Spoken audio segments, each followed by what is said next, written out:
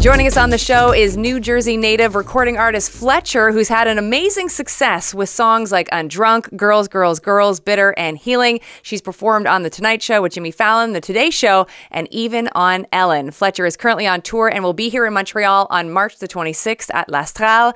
Fletcher, thank you so much for hanging out with us. Hi, I'm so stoked to be here. Thanks for having me. So first of all, I have to ask you this. How did you get into making music, and was your family supportive, like right off the hop? Well, I started with classical vocal training, weirdly enough, when I was like 5 years old. And then my job throughout high school, I was a Disney princess impersonator for little kids' birthday parties, as well as Taylor Swift and Hannah Montana. So music has been like a part of my life for as long as I can remember. And my family has always been wildly supportive of me kind of chasing after that. So I am incredibly lucky in the sense that I've always had, kind of like a support system that was like, go chase those dreams. And, I'm doing that right now, which is pretty crazy. I have to ask you as well, because I'm always fascinated to ask artists like who they listened to growing up and if those artists kind of reflect in their own music that they're producing these days. So who did you listen to, and do you think that happens to you?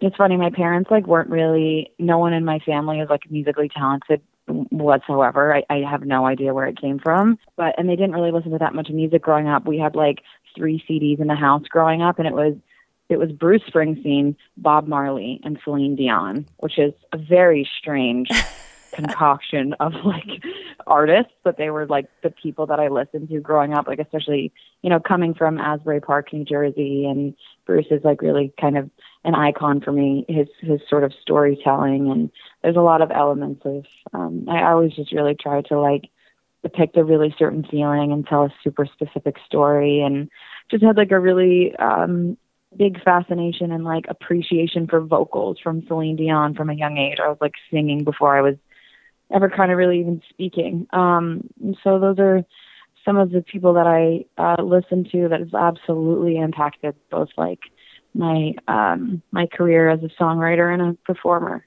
Well, as someone from Montreal, which is where Celine sort of hails from, around Montreal, we appreciate that you love her. So thank you so much for saying that. That's great. I'm a big Celine Dion fan for days. So, amazing. Yeah, I'm all day. Now, I know your career is it's on fire. It's heading to new stratospheres and new heights. But so far, can you tell me, in your mind, what's the best experience you've had so far in your music career? Oh, that's such a good question. I think after the last 2.5 years of basically being just locked in my bedroom and not really getting to experience my favorite parts about my career, I think I have a whole new appreciation for getting to see people in person and play these shows and be on this tour. I think I went through a bit of an identity crisis, and I don't know, I think all of us just in general, we really had to learn what our worth was, outside of our productivity. And I went through such an identity crisis because I'm if I'm not performing, if I'm not getting to live out this music and this experience, who am I? And now that I don't know, I think I did a lot of soul searching and some deep work and found my worth outside of those things. And now that I can bring who that new person is, to this environment and get to connect with these people again and play these shows and be on this tour is truly the most, I think it's the most proud I've ever been and the most fulfilled I've ever been. And have realized in a whole new way how much music actually connects people and how important it is. And it I cry on stage every night at how emotional it makes me. And so I think, I don't know, this tour might really be the highlight of my career. I've done some cool things. I played I played a radio show at Madison Square Garden, Jingle Ball with Taylor Swift and Halsey, which I was pinching myself. I'm how am I here? What's going on? That's awesome. So that was a career pinching, moment, but I don't know. I think this tour feels really special to me. Joining us on the show is American singer-songwriter Fletcher. Follow Fletcher on social media at Finding Fletcher. Where were you, and how did you feel the first time you heard Undrunk on the radio? I was in my car. I was in a car wash, and I and then I was like trying to pull out of the car wash as fast as I could, but they tell you not to drive when you're in like a drive-through car wash.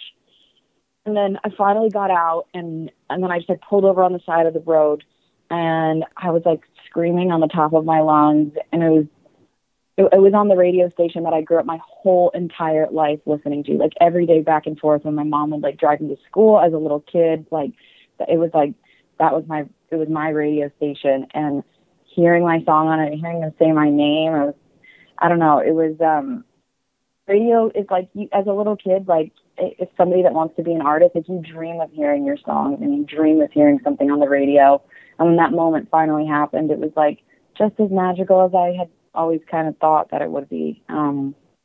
So yeah, it was pretty nuts. That is fantastic. I ask that question a lot because I'm always fascinated to see what the answer will be. And I think you have given me the best one ever. So that you were in the car wash. So congratulations.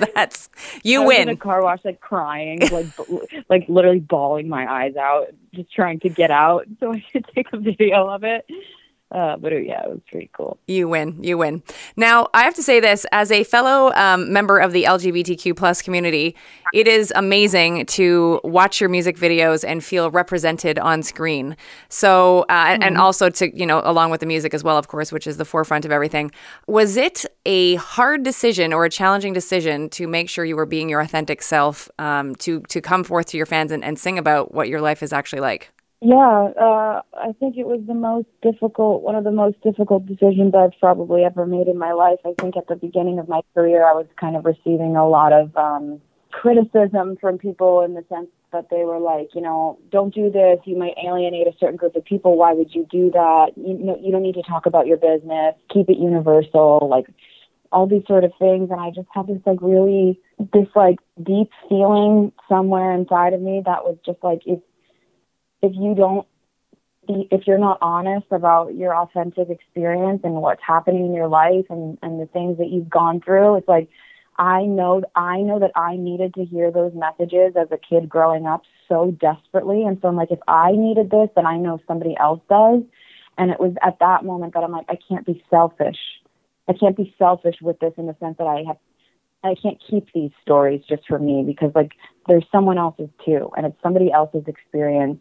And I just like knew that I needed to be the artist that I really needed growing up. And I think everybody needs that representation and to see themselves in someone and something, because we're all so deeply connected to one another.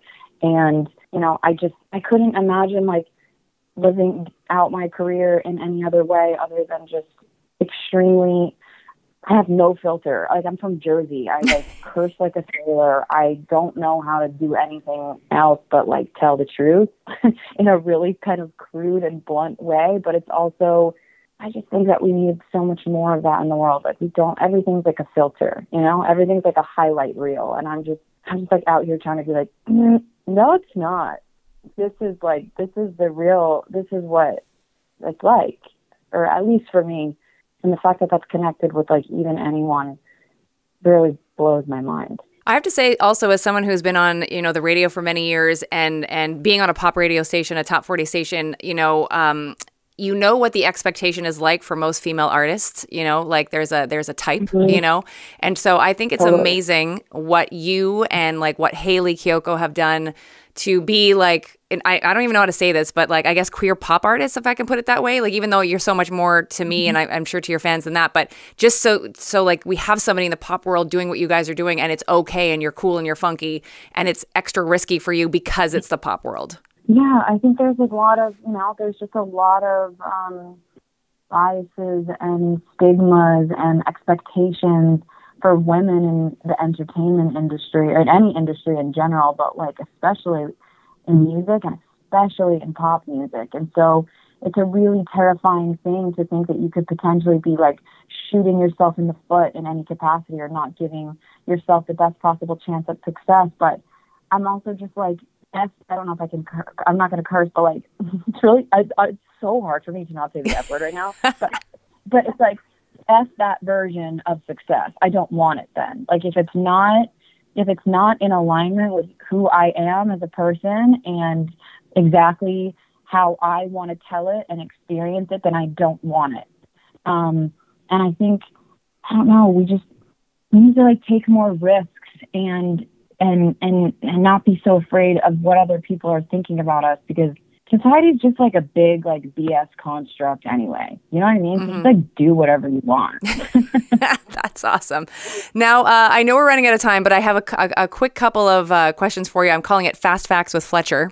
So Okay. If you could switch places with another artist or producer for a day, like who would it be and why? I just like really want to be Rihanna for 5 minutes, because I truly think she is like the most glamorous, stunning, like iconic human, and she just always looks like she looks amazing. Pregnant, her music's so good. She's wildly successful, like baller, has so much money. I would like to be Rihanna for a little bit. That's cool. I love that.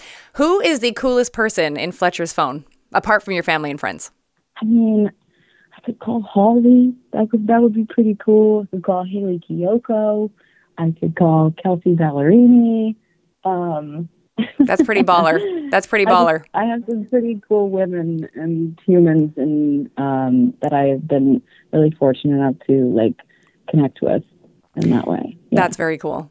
Now, have you ever been starstruck?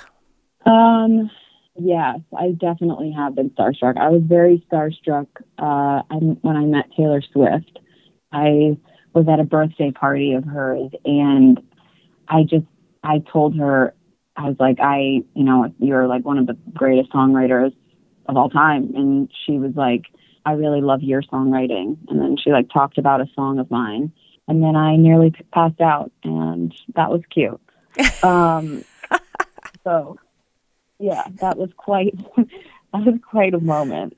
So I think I was a little starstruck meeting Taylor Swift for sure, just because I've just grown up listening to her, and yeah, I think she's just like one of the best storytellers that we've ever had. Do you have a message for your Montreal fans? I am so beyond excited to hopefully see some of you at my show. And if I don't get to see you this time, I hope I get to see you next time. I love you all so deeply, so much. Thank you for supporting me. And if you have no idea who I am, that's also fine too. It's nice to meet you. Maybe we should be friends. But I love you guys, and thank you. Thanks for having me on the show and for letting me say hi today. Fletcher, that's awesome. It's been so amazing to have you, and keep doing what you're doing, because you are making a difference, and we appreciate it, and we appreciate you, and we cannot wait to have you in Montreal. So congratulations on all your success. Oh, thanks, Kelly. I appreciate it. That's American singer-songwriter Fletcher. Follow Fletcher on social media at Finding Fletcher. Hey, it's Kelly. Thank you so much for hanging out and watching and listening to our interviews. We always appreciate your time. Please make sure to follow us on our YouTube channel, and also hit up our website so that you can subscribe to our newsletter so you are always up to date with everything that we have got going on with the show. KellyAlexanderShow.com/subscribe.